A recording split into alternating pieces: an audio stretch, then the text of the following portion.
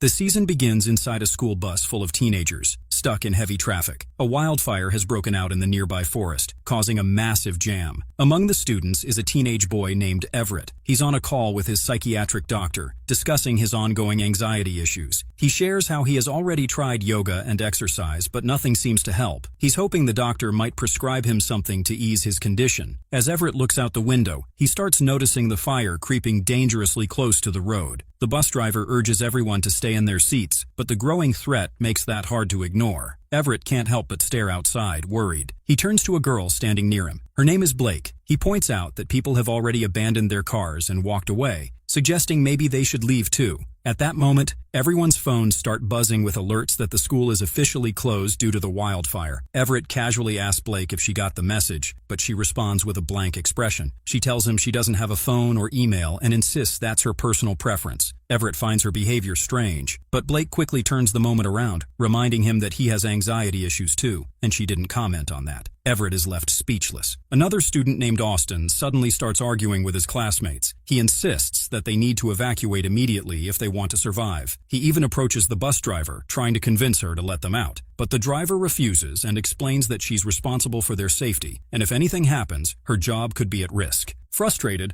Austin begins recording the driver on his phone. Seeing this, Blake gets angry. Without warning, she grabs his phone and throws it outside. Austin rushes out of the bus to retrieve it. The moment he steps outside, something happens. Everyone hears strange noises coming from the forest. Suddenly, a large number of animals begin emerging from the woods, clearly terrified and fleeing from the fire. Panic spreads among the students, and they all begin to step off the bus in confusion and fear. The situation quickly turns chaotic. Everett notices that the animals aren't just escaping, but also attacking nearby people. In the middle of the chaos, Austin slips and falls. Everett becomes alarmed. It feels like there's something else out there, something more dangerous than just panicked wildlife. Confused and anxious, Everett glances behind a car and sees a dark, monstrous shadow lurking. The sight makes his heart race with fear. Soon after, a burning car comes speeding toward Everett. In a split second, Blake rushes in and pulls him out of harm's way, saving his life. As she moves a bit farther away, Everett catches a glimpse of something unusual, that there's a visible bite mark on Blake's lower back. He then realizes that he himself has a similar bite on his shoulder. The strange injuries and everything happening around him begin to overwhelm him. In a state of confusion and panic, Everett runs off into the forest. Blake returns home only to find her unemployed father packing up their things. He's in the process of clearing out the house. He tells Blake to look after her autistic younger brother, Danny, since Danny only feels comfortable around her. As Blake begins to settle in, Danny points out something unusual about her jacket, that something stuck to it. When she checks closely, she notices a bite mark on her body. Soon after, she starts to feel unwell. Her skin begins breaking out, and she experiences a sharp, unfamiliar pain. Something is clearly changing inside her, and it's happening fast. Meanwhile, Everett arrives at the hospital with the bite on his shoulder still bothering him. Several of his classmates are already there, recovering from the earlier chaos. When a nurse asks who bit him, Everett says it was a wolf. On the other hand, Blake steps out of the house ready to leave. But just as they're about to go, she realizes Danny is missing. Without wasting a moment, she rushes off to find him. When she finally locates Danny, he quietly points towards some nearby bushes and tells her that someone is there. Blake looks in that direction and spots a creature lurking in the shadows. It's large and menacing. Grabbing Danny, she quickly pulls him away, her heart pounding. Fear grips her as they hurry back, trying to get away from whatever that thing is. Back at the hospital, Everett is under observation. When the doctor and nurse examine him, they're once again surprised because the wound on his shoulder is now barely noticeable. It's strange, considering how severe it had looked when he was first brought in. While the staff discuss the highway accident and the number of animals that died during the chaos, the nurse casually mentions that Everett's parents have been called. This instantly makes Everett anxious. Just then, a nearby landline phone starts ringing in the hospital. When no one picks up, Everett answers it himself. A mysterious voice on the other end warns him to leave the hospital immediately. The caller says it is coming back, and Everett's life is in danger. Startled, Everett asks how the caller knows his name, but the voice doesn't respond to that. Instead, it warns him again that he must get out before the next full moon,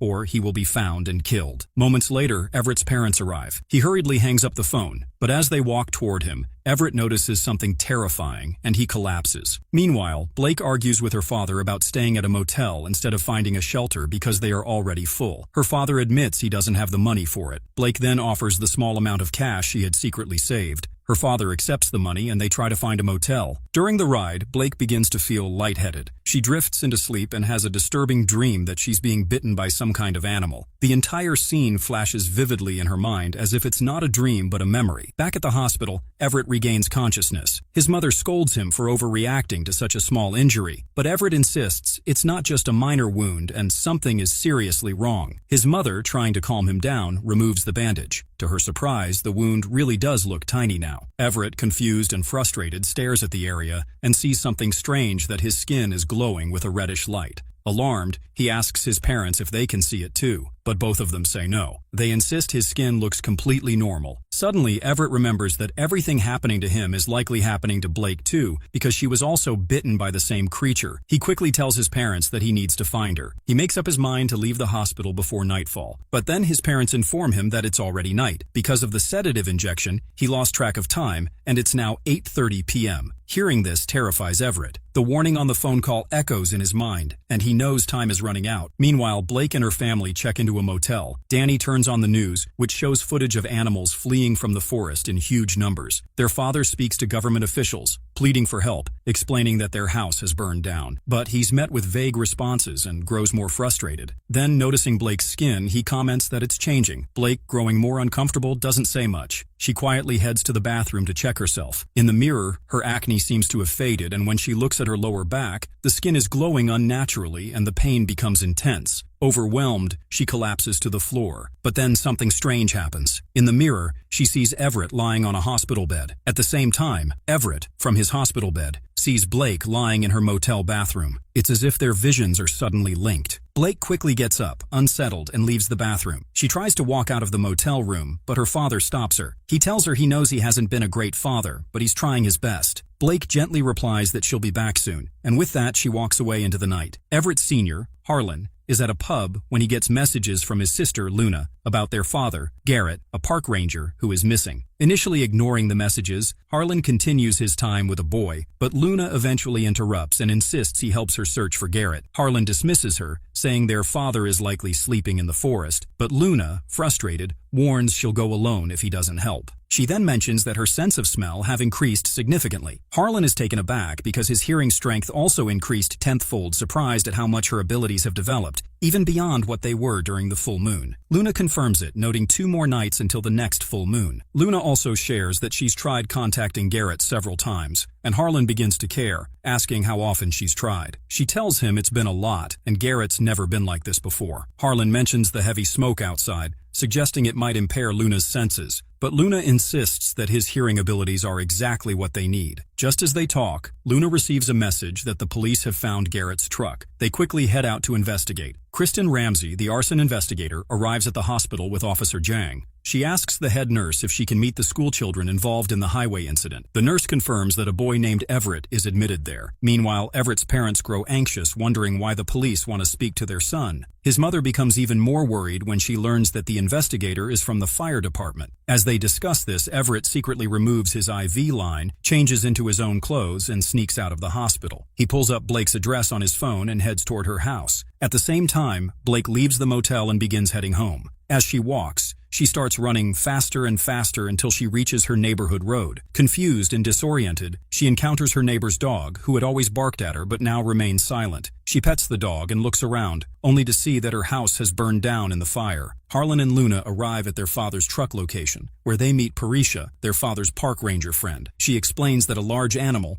likely from the forest, attacked the truck after a fire started in the woods. Upon examining the truck, they find large claw marks but no sign of their father. Luna suggests that this fire is not ordinary, as a similar fire occurred 18 years ago when Garrett found them in a shape of wolf cubs in the forest. They wonder if Garrett has encountered their real father this time. Harlan believes that Garrett may have found their pack, and Luna worries that if their real father has returned, he won't spare anyone. Meanwhile, Blake arrives at her burnt-down house and is shocked to find everything reduced to ashes. She then meets Everett, who explains that he came looking for answers. Inside, Blake talks about her younger brother, Danny, who was attached to the house due to his autism. Everett asks why she didn't come to the hospital and why she's here now. Everett tells her about the phone call he received, warning her that someone would try to kill her before the next full moon. Everett insists that the creature they encountered on the highway was not ordinary animal but something far more dangerous. He shows her his wound, which has healed rapidly, and then he notices her clearer skin. Blake gets angry, but Everett reveals that he's been experiencing changes too. Just then, he sees the shadow of a wolf in the mirror, and both of them run toward the back of the house to escape. They attempt to exit, but it's sealed by a support beam. Everett breaks it with his bare hands and they escape into the night. While Garrett is wandering through the forest, surrounded by flames, he takes out a voice recorder from his bag and starts recording a message. He explains that he's a park ranger and might not make it out of the forest alive. He tells his children, especially Luna,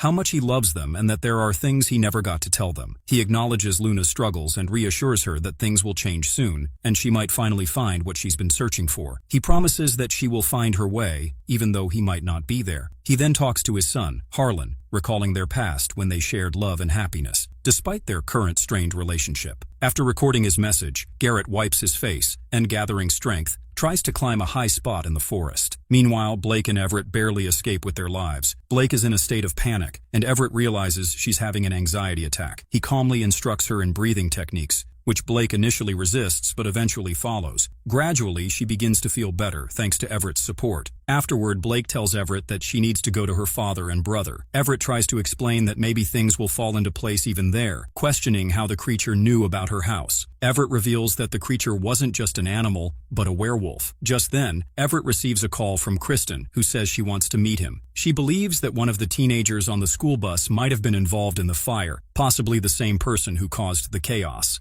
This worries Everett and Denny, and he abruptly ends the call. Suddenly, Blake and Everett hear a strange sound and their eyes turn just like Harlan and Luna's when they hear the same noise. The four of them begin running toward the forest, and they all meet at a certain point. Everett realizes that the sound they hear is linked to their transformation. Harlan and Luna are also werewolves, but Everett and Blake could not accept it, insisting it can't be true. As Luna tries to explain further, Harlan interrupts, telling her they don't know what's going on yet. Blake and Everett, confused, ask each other what is happening to them. Everett then realizes that all four of them are here under the full moon because they were bitten, just like him, and now they are all werewolves. Blake panics after hearing the truth and runs away. Everett rushes after her, and Harlan and Luna are forced to follow. They try to stop her, but Blake doesn't slow down until she accidentally bumps into a firefighter and finally stops. Parisha is also there and asks what the four of them are doing. Harlan quickly makes an excuse, and then Parisha offers to drop each of them at their homes. In the car, Everett asks Luna if they really are werewolves. Harlan, not ready to share everything due to trust issues, tries to stop her, but Luna confirms it.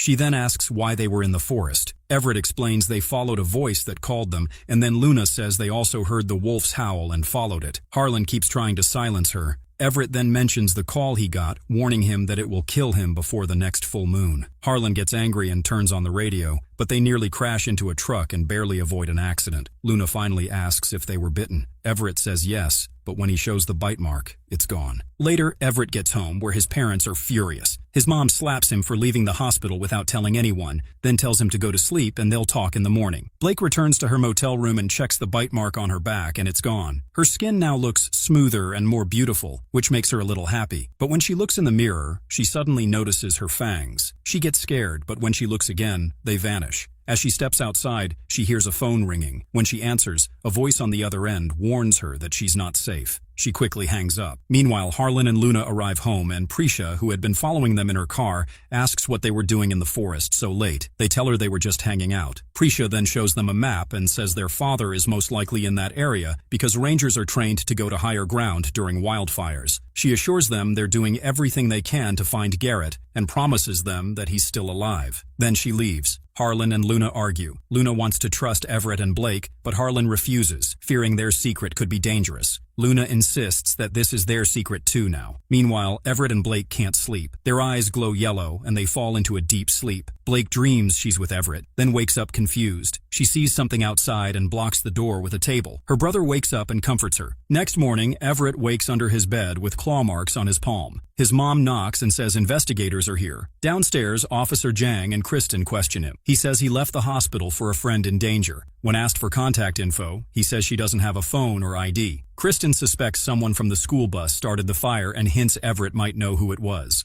Harlan and Luna argue again. Luna prepares to search for Garrett, but Harlan says they should wait for Prisha. He reminds her what it did with the Garrett's truck and warns what it might do on a full moon. Then, Harlan takes the truck keys and leaves. Everett studies with his friend Connor, who reveals he was also bitten during the highway accident. He thinks it was a giant mountain lion. When Everett checks his bite, he realizes it's from the same werewolf. Meanwhile, Garrett collapses in the forest, remembering how he once found 2 cubs and tried to send them to a shelter until he realized they weren't animals but werewolves. He gets back up, determined. Blake tests her speed with her brother Danny, but finds she's still slow. Just then, Kristen arrives and asks to question her. Connor goes to the hospital to remove his cast. The doctor says he needs 3 more weeks and gives him a tetanus shot. Right after, Connor collapses in pain. The doctor is shocked he's still conscious after a strong painkiller dose. Later, Connor gets a mysterious call warning him to run, saying the one who bit him can sense his scent from miles away. Scared, Connor leaves the hospital. Meanwhile, Luna feels uneasy during the full moon. She messages Harlan nervously, then imagines a horse entering her house. Just then, she gets a text that Garrett has been found. Garrett, barely alive, is finally rescued by a helicopter and taken to the hospital. Everett visits Blake's house feeling strange due to the full moon. He bonds with Danny and turns on the TV to distract him while he and Blake step away. Blake and Everett share a moment, but Connor calls in panic, saying he's on the 3rd floor and senses the creature nearby. They rush to the hospital. Connor hides, chased by the werewolf, but escapes. Meanwhile, Harlan and Luna also arrive at the hospital to see Garrett, who's in critical condition and moved to the ICU. Blake and Everett split up to find Connor. Connor reaches the hospital back, but her leg cast gets stuck. In pain, he frees it with a rock, but the werewolf sees him and drags him away. Everett finds Connor's cast near the back exit. Just then, police surround him and take him for questioning. Kristen also detains Blake for interrogation. Everett's classmates go to an abandoned building to watch the wildfire, but one shares their location with parents, leading the police to them. They're taken to the station for questioning about the arson. On the way, Everett, anxious about Connor, keeps talking, but Harlan warns him to stay quiet. Kristen assures them she's just asking questions, not arresting anyone. At the station, they see other classmates, including Phoebe, Blake's ex-best friend. She tells Blake she named her in the investigation, convinced Blake started the fire. Blake is shocked and angry. Blake wants to confess the truth, but Harlan insists they all stick to a story that they were smoking weed. Everett adds he doesn't smoke but eats it for anxiety. They're questioned separately. When Officer Miller tries to question Harlan, Kristen steps in and takes over. She later interviews Everett, turns on white noise for privacy, and questions him about Connor fleeing the hospital. She suspects Connor is linked to the fire, but Everett denies it. Harlan overhears Everett's entire conversation with Kristen with his special hearing ability. When Kristen mentions a witness saw them near the fire's origin point, Everett says they were smoking weed. She asks how often, and he admits it was just once. When she asks the type, he says edibles. Harlan, shocked, bursts in angrily, telling him to just say the others smoked while he ate it. Everett hears Harlan's voice in his mind and repeats it during questioning. Harlan is stunned that Everett can hear him. Everett confirms it, and Luna and Blake reveal they can also hear each other. All 4 are shocked by this shared ability. Everett insists they should be out looking for Connor instead of sitting here, but Harlan tells him to just answer the questions quietly. Officer Miller sees Harlan talking to himself and questions him. When Harlan refuses to speak without a lawyer, Miller gets aggressive, but Garrett arrives just in time, warning Miller to back off. He rescues his son and daughter. Kristen tries to stop them, but Garrett says no one's speaking without a lawyer. Kristen claims the kids came voluntarily, but Blake denies it. Luna whispers to Garrett that Everett and Blake are like them. Garrett takes Everett and Blake with him too. In the car, Everett tells Garrett about the strange calls they've been receiving, explaining that everyone's condition has worsened. They head to Garrett's house to get the full picture of what's happening. Back at the police station, Officer Miller is arguing with Kristen, insisting that if he had 5 minutes alone with the kids, he could get confessions out of them. Kristen, furious, warns him that if he lays a hand on the kids again, he will be suspended. Miller backs off and leaves the station. At Garrett's house, Garrett takes Harlan and Luna into a separate room, discussing the situation. He agrees with Harlan that they are different from the others, as they've been turned into werewolves by a bite. With the full moon approaching, Garrett is worried about what might happen to them. Everett then reveals that while they were being questioned, all 4 of them could hear each other, indicating they were somehow connected. Harlan, still struggling with trust issues, refuses to accept that they can form a pack. Luna, however, adds that their eyes were glowing yellow in the woods at the same time. Meanwhile, outside the room, Blake is having an imaginary conversation, claiming Everett had intimate moments with her, but this isn't true. She then suggests that maybe they should stop this because she doesn't want to put her dad and Danny in danger. She mentions receiving a call warning her that she's not safe, which Blake assumes is for her family, not her. As they talk, Harlan plays a message from Phoebe, who is cursing Blake for allegedly puncturing her car tires. She believes Blake was behind it, which makes Blake confused. Blake insists she didn't do anything, and Garrett, trusting her, heads to Phoebe's house to check things out. He tells the group to stay at the house for 20 minutes and promises to return soon. As Garrett steps outside, Officer Miller is already waiting. Inside, the four of them are discussing their unique abilities that Harlan can hear from afar. Luna can smell over long distances, Blake is very fast, and Everett is extremely strong. They realize someone might be outside when they hear a knock on the door. They panic, but it's Officer Miller, who claims he only wants to ask some questions. Blake refuses to let him in without a warrant. Miller insists that he just wants to talk to Harlan outside for 5 minutes. Harlan agrees and goes outside to meet him. Miller confronts Harlan, slamming his head against the wall, trying to get him to confess. Inside, Luna calls her father, Garrett, informing him that Miller has come to the house. Garrett reverses his car and prepares to intervene. Miller strikes Harlan again, but just then, Werewolf arrives and takes Miller away. Luna tells her father everything that happened, and Garrett instructs her to go to the stable, where he retrieves a special rifle with silver bullets, preparing for what may come. Meanwhile, Everett and Blake, which were previously hidden in a room to avoid Miller, come out, only to find the house empty. As they begin to leave, Everett receives a call warning them not to leave the house, as the full moon is about to end, and they will be safest inside. Blake ignores the message and steps outside, with Everett following her because she believes they won't be safe anywhere else. As they step out, Werewolf appears, dangerously close to Everett, but doing nothing. Just then, Harlan arrives and shoots a bullet into the air with a rifle, causing the werewolf to panic and flee. Later, Everett wonders why Werewolf didn't kill him, to which Luna suggests that maybe he didn't want to, and that it's because they're all part of his pack now. When Garrett returns home, the four of them are sitting on the couch. Harlan asks Garrett about the silver bullets, and Garrett confirms that they are made from real silver. Harlan then asks who made the bullets, and Garrett answers that he did. Both men share a moment with tears in their eyes as they realize Garrett made the bullets to kill them. At the station, Kristen is questioning Everett's classmate, Austin. Kristen urges him to tell the truth if he knows anything. Austin admits that he can't sleep and can't close his eyes without thinking about what he saw during highway accident. He reveals that he saw a creature, and when his mother forces him to explain what it looked like,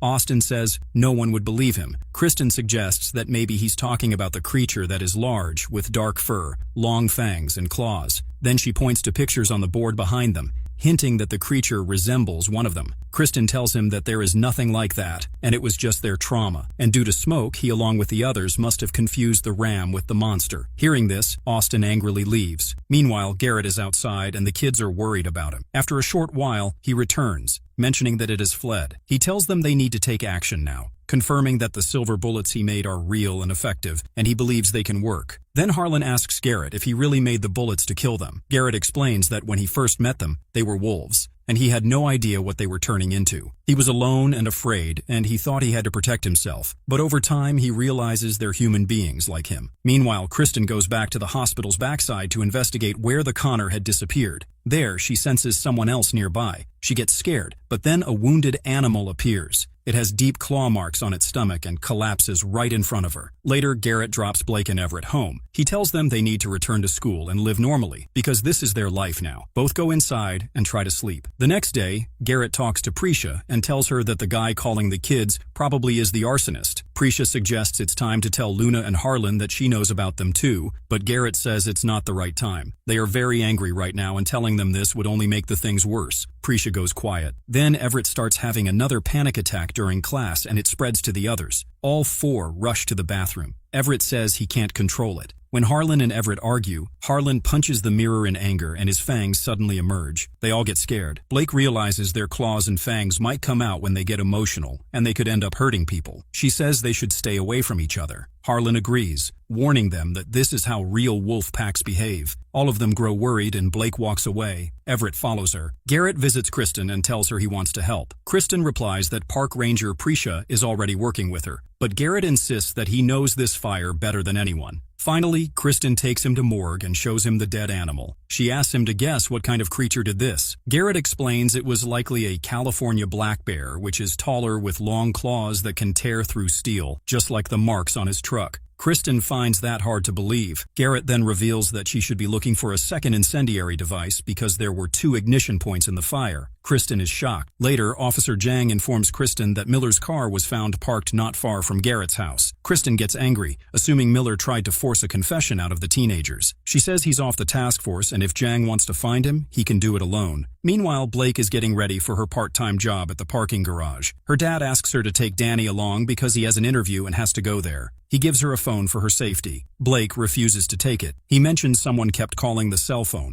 Blake realizes it might be the same anonymous caller. When she asks Danny about the call, he says the man on the line was asking for her. But when she presses for more details, Danny stays silent. Blake then grabs his writing pad, where he has written that she won't survive without them. She gets scared. Just then, her phone starts ringing again. And panicked, Blake rushes outside. Austin requests Luna to draw the creature he saw on the highway because of her excellent drawing skills, because no one believes him. But Luna, who has a crush on Austin, warns him to run fast if he sees it again. At the parking garage, Blake helps Phoebe and Tia when the printer breaks. Suddenly, Danny panics and accidentally hits Blake. She comforts him. Just then, a black car appears, and after that, Blake notices that something is wrong. Fearing for her friends, she tells Danny to wait and rushes to check on them. Meanwhile, Danny senses something outside. He hides when he sees the werewolf there. Blake returns to find the cabin door open and Danny missing. She searches everywhere and screams his name from the rooftop. She calls her dad, but he doesn't answer. Then Everett appears carrying Danny. Blake is relieved and notices werewolf hairs in Danny's hand. When she asks how Everett got there so fast, he says he heard her call but doesn't remember anything else. Harlan and Luna also arrive, saying they heard a howl, not a scream. Austin brings Luna's drawing to Kristen's office and says it's for another addition to her board. Kristen visits the site where Officer Miller's car was found. She spots blood on a tree and realizes something bad happened there.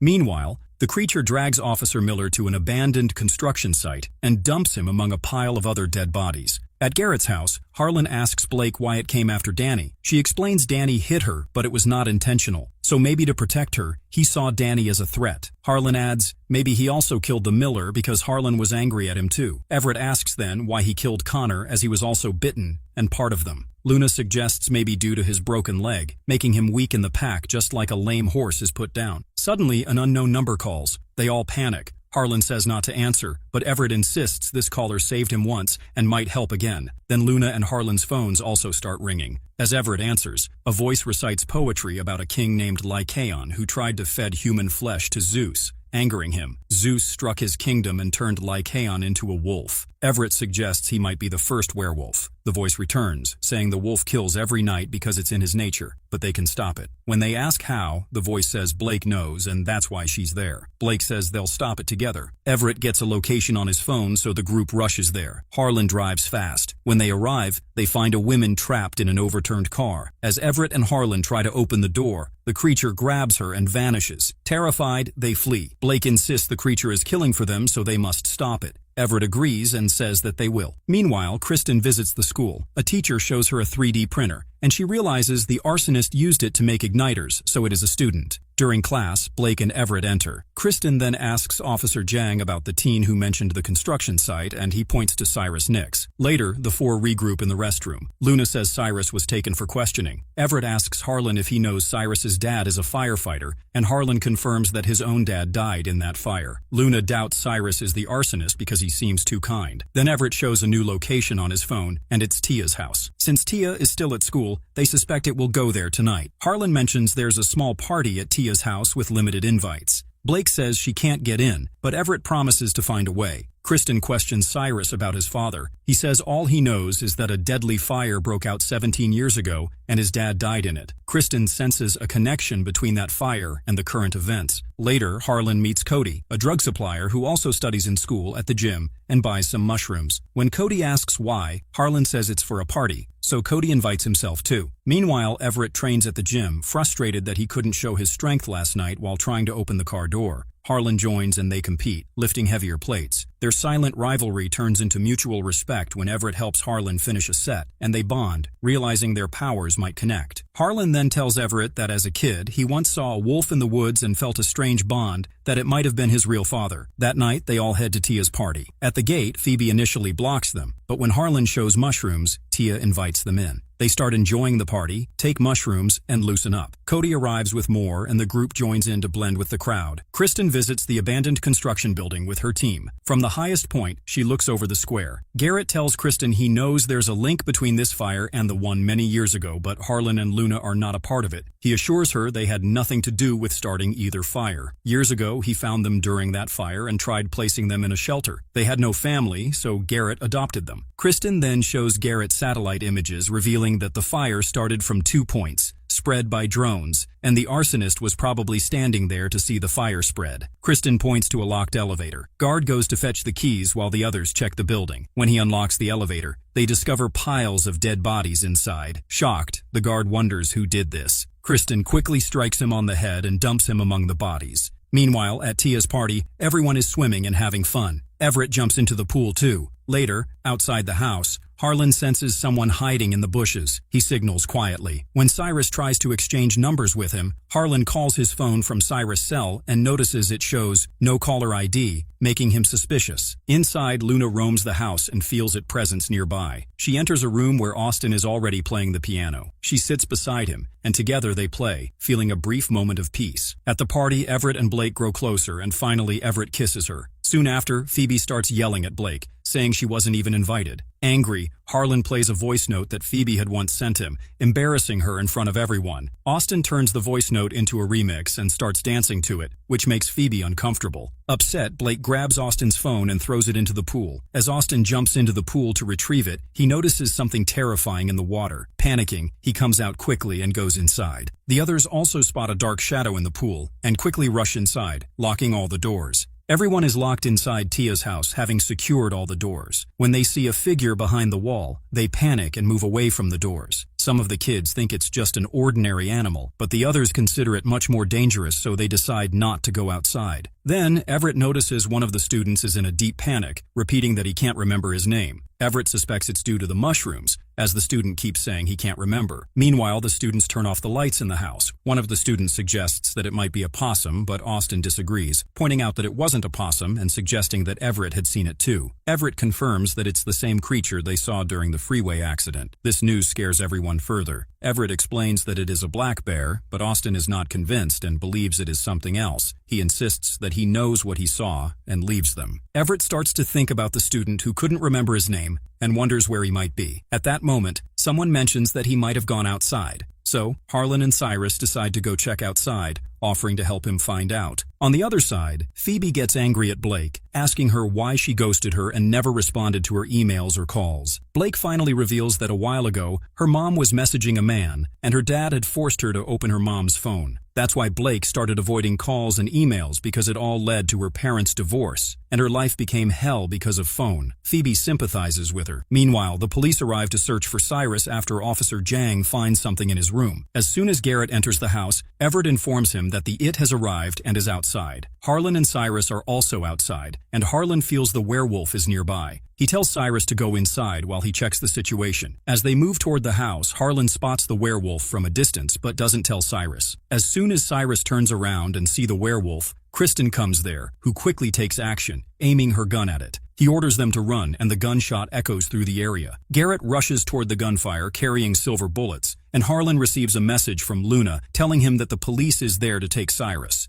So Harlan takes Cyrus with him. On the other hand, Kristen talks to the werewolf, saying she knows that it can feel its heartbeat, and she isn't scared. She offers her help, but it continues to resist. And after a while, it calls for the help, but soon more police arrive and the werewolf flees. Finally, Garrett spots it again and shoots the silver bullet, but it manages to escape once more. The party ends, and everyone heads home. Meanwhile, Harlan brings Cyrus to his stable and asks if he started the fire. Cyrus denies it, but admits that his number is on a blacklist due to people asking about his father's death, which they suspected involved a wolf, not a fire. Harlan believes him after this explanation. At home, Everett is asked why he's not taking his pills. He claims he's fine, but his father insists he take them. He reluctantly agrees, but later throws the pill away in the bathroom. He secretly meets Blake, where they continue their previous closeness. Cyrus and Harlan settle in the stable. Meanwhile, at Tia's house, Phoebe is swimming and feels something is off. Soon, werewolf attacks her. As it starts raining, Austin sees Phoebe's dead body being dragged away, which terrifies him, but he does not tell anyone because no one will believe him. Kristen visits Garrett's house looking for Harlan.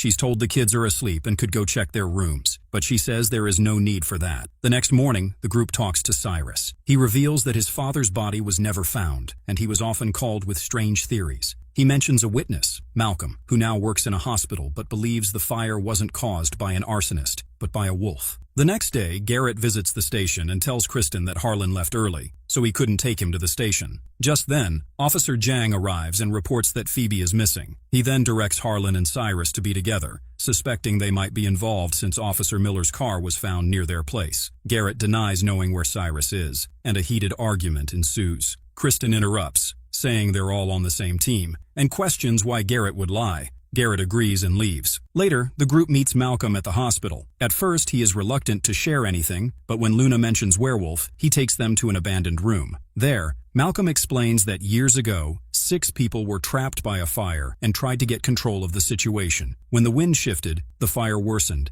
and they couldn't return to safety. Their only escape was through a track where a wolf was standing in their path, which was massive and unlike anything they'd ever seen. The fire was behind them, and the only way out was to cross the track. One of their group members tried to throw a stone at it to scare it off, but that only made it angrier, preventing them from escaping. Some had handguns, but even firing rounds didn't help. Malcolm continues, saying that one of them shot the wolf. It fell down, but immediately got back up. They fired about 40 to 60 rounds, but it kept standing. Eventually, Cyrus's father shot it between the eyes, and even though it fell, it was still breathing. They thought it was dead, tried to move its body near the fire, expecting it to catch the fire, but the fire changed it into a monster. It had become stronger, with muscles growing, and its eyes started glowing. Malcolm then explains soon a 50-foot-tall tree fell on it, and they thought it was it. So, Luna asks who killed the rest of the group, and Malcolm says he wasn't alone in the woods. Everett suggests the wolf was protecting its pack and preventing them from escaping. Malcolm adds that there was her mate also. Malcolm recalls how they ran out of bullets and she seemed to know they were helpless. She charged at them, and he could only hear the screams of the others as they died, because he ran as fast as he could to save his life. Meanwhile, Garrett meets Cyrus at the stable and asks if he started the fire. Cyrus denies it.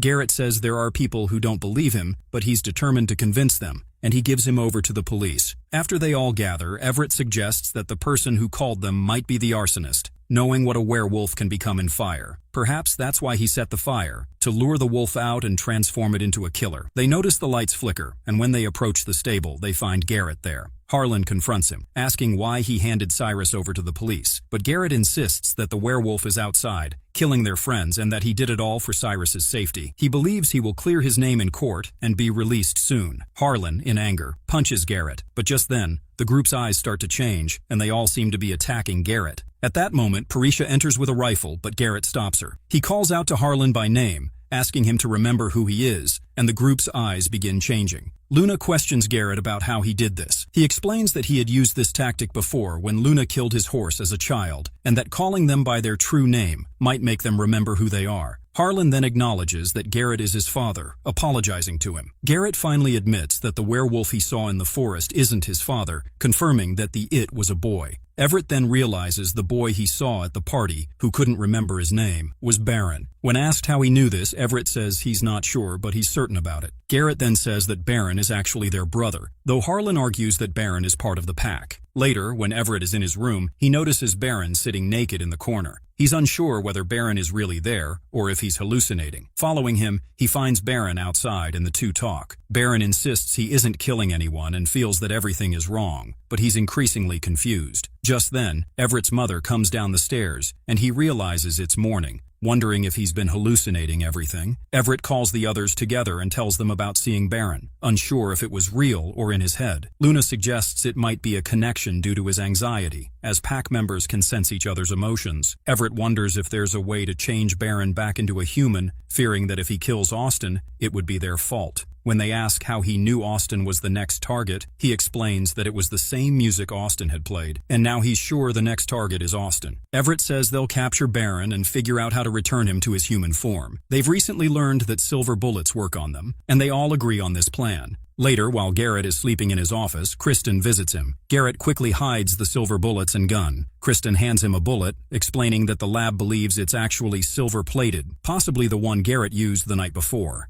Garrett makes an excuse, saying he simply likes those bullets. Then Kristen mentions bringing Harlan into the office, claiming he wouldn't need any backup, as if he were his own son. Garrett agrees to this. Meanwhile, when Danny returns to his motel room, he finds the door broken. He reluctantly enters the room and opens the bathroom door and discovers a lot of blood. He finds Phoebe's dead body in the bathtub. Kristen and the police officers rush to the scene and she questions about Blake, but it turns out Blake isn't there. Blake, however, is at Garrett's house with the others. Later, Blake tells Everett that they're moving to an apartment and she needs to visit her family for help. Everett offers her a ride, but when he asks his mother for the car keys, she refuses, saying she doesn't trust him and he is still a child. He angrily grabs the keys from the table, dismissing her. Blake is then dropped off at the hotel. Upon seeing the police officers, she becomes confused, realizing there's a dead body in their room. She wonders how it got there. Everett tells her he's looking for Harlan and doesn't know what to do next. As he leaves, Danny starts to tell Blake about seeing Kristen somewhere, but she dismisses him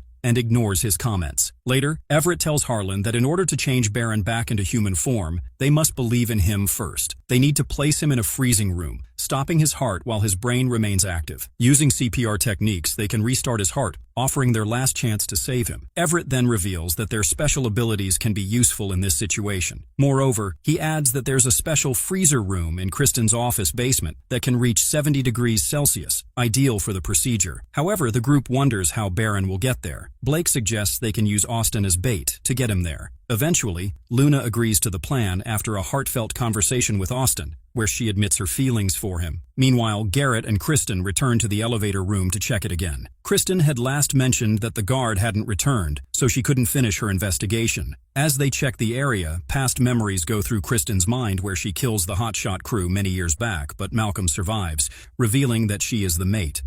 Soon, she sidelines her memories and comes into the present. They discover dead bodies in the elevator. Garrett convinces Kristen not to inform the police, as this would lead the case to the FBI, sidelining their investigation. The creature responsible for these killings would never be caught, and the families involved would be in danger. Kristen agrees to keep it quiet, as it is also good for her. Later, Everett prepares a silver-coated knife, just in case they need it in an emergency. At that moment, Cody arrives with epinephrine to revive Baron. Luna is on the rooftop with Austin when the werewolf appears, but it doesn't attack because Luna is present. To provoke the werewolf, Luna asks Austin to hit her, but he refuses. In frustration, Luna hits him instead. Austin tries to stop her, but suddenly he moves in to kiss her. This enrages the werewolf, who becomes furious and charges towards Austin. Austin runs down the stairs and locks the door behind him. The werewolf, now seeing Austin flee, follows him. But instead of Austin, it is Blake, who is wearing clothes similar to Austin's. Blake runs swiftly, heading towards the freezer room, where Everett and Harlan are also hiding. The werewolf chases Blake, but she manages to escape into the room. The werewolf attacks Blake, but just then, Everett arrives and grabs its punch to stop it. The werewolf throws Everett aside and even pushes Harlan away. After that, Everett says that its name is Baron. Hearing this, the werewolf calms down a little. Quickly, they all push it into the freezer and lock the door. The werewolf tries with full force to break the gate, but they all hold it together to strengthen the freezer door. Slowly, its heartbeat starts to slow down, and finally, it stops. They open the gate and find Baron back in his human form. But just as they are about to inject him with epinephrine, Austin suddenly appears and stabs the silver-coated knife straight into Baron's heart. They all panic, completely confused about what to do.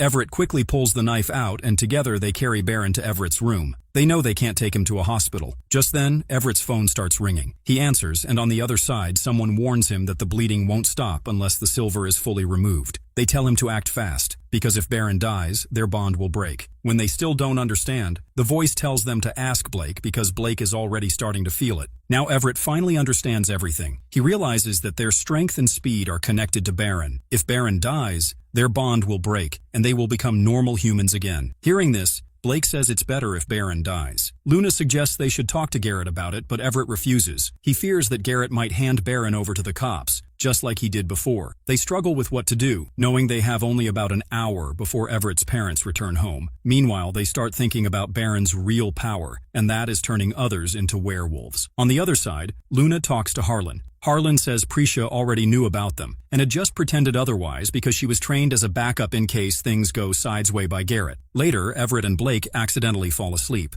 When they wake up, Blake talks about leaving before things get worse, but Everett says he doesn't want to be normal again. His anxiety is gone, he feels stronger than ever, and now he finally wants to accept who he truly is and use his powers to help others. After that, Harlan and Luna head to Kristen's office to discuss things properly. Harlan talks privately with Cyrus in a room, turning on the white noise machine. Cyrus pleads with him not to expose him, saying he didn't start this recent fire. He admits he is an arsonist and had once set fire to some housing developments, but no one was hurt. Harlan promises to help him. Meanwhile, Officer Jang bursts into the office, informing them that the freezer room must be opened because 18 bodies have been found at the construction site. An anonymous tip led them there. Garrett quickly tells Harlan and Luna to go home and stay away from this chaos. As Harlan and Luna leave, they find a voice recorder in Harlan's pocket. It's Garrett's, containing his final recorded message for them before he died. Listening to it, both Harlan and Luna tear up, and they finally decide to reveal everything to Garrett. Meanwhile, Blake brings Danny to Everett's house. The moment Danny sees Baron, he panics, hinting that he recognizes him. Blake keeps asking Danny where he saw her, and he keeps saying parking garage. Then Blake realizes Danny had seen Kristen and Baron there. Everett also remembers Kristen shaking his hand, and Blake recalls the same thing happening with her. Suddenly, Everett pieces everything together and says that the person calling them might actually be Kristen. At that moment, Garrett arrives at Everett's house with Harlan and Luna. They take Baron to the hospital while the others wait in the garage. Everett says he can't wait anymore and decides to check inside. Harlan follows him. Meanwhile, Danny's father arrives at Everett's house and Kristen is with them. They've come to take Danny, planning to hand them over to social services since they can't keep them anymore. At the hospital, Everett is told he can't go inside, but Harlan is allowed. The cops have been called because the case is complicated. He sits down to wait, but then sees his father arrive with 2 men. He claims Everett's behavior is dangerous and that he threatened his mom. They plan to place him in a detention cell. Everett tries to defend himself, saying none of it is true. But his father insists that Everett stole her car keys and brought a stabbed man to his house, where there's blood everywhere. The 2 men then take Everett away. As Harlan heads inside, he finds Cody there and asks what he's doing. Cody says he came to meet his dad who works here, and that's how they got the epinephrine shots earlier. When Harlan asks his dad's name, Cody reveals it's Malcolm. Harlan immediately understands everything. Meanwhile, Malcolm is taking Baron out of the hospital. When Baron asks where they're going, Malcolm says they're going to meet his mother, the one who started the fire. She's the reason people transformed through the fire, and she killed so many just to find Baron. Slowly, Baron's memories return. He remembers how the forest fire reached him and turned him into a monster, but now he's too weak to fight back. Meanwhile, when Kristen arrives at the hospital, Garrett is furious. He tells her he was informed that Baron was taken for surgery, but now no one can find him. On Baron's bed, they find a cap belonging to a former firefighter. Garrett asks Kristen if she recognizes it, and she says it belonged to Malcolm, who was once their prime arson suspect before Cyrus. Kristen then tells Garrett it's his turn to trust her now, just like he once told her to trust him. They both leave the hospital together, and at the same time, Officer Jang arrives with more police and quietly arrests Harlan for Officer Miller's murder, even though Harlan is confused and says nothing. Kristen reaches an abandoned firefighter shelter where Malcolm shows up. She immediately asks him where Baron is, but Malcolm says it's too late now. He reveals that while he only plated the axe with silver, he used real silver in the bullets. Then he pulls out his gun, forcing Kristen to hide. She quickly shoots Malcolm in the leg to stop him. Meanwhile, Garrett also fires at Malcolm,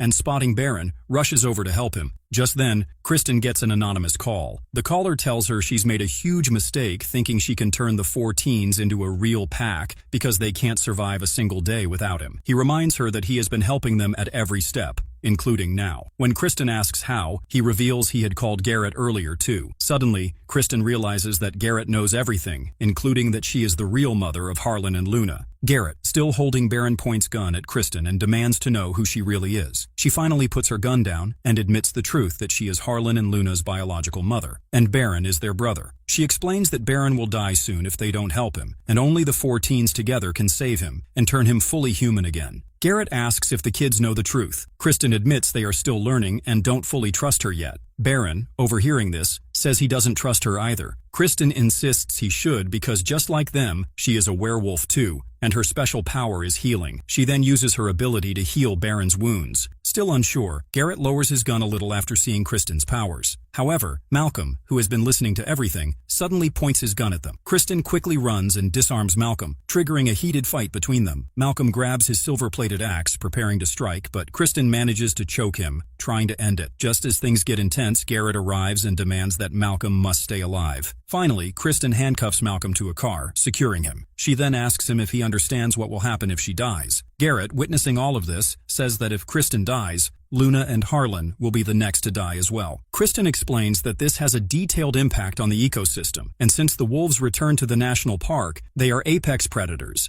and they are capable of redirecting rivers. Garrett acknowledges this, but adds that she wants to keep them safe so that she can create more werewolves using Baron's ability. Kristen insists that she wants her family back, nothing more. Kristen tells Garrett that he has been a good parent, taking care of her children, and that Baron will turn out like Harlan if he has them both. She also says that Blake and her brother deserve a normal life, which they can only have with help. Everett won't need to take on more burdens, and Luna will eventually find the pack she's been searching for. Harlan will have the father he's always wanted, in Garrett's form. Garrett then says that he does not want a human father, so Kristen confirms that he's the one for them, and just as they conclude this conversation, Baron is seen standing behind Garrett ready to attack him to make him a werewolf. The season ends there.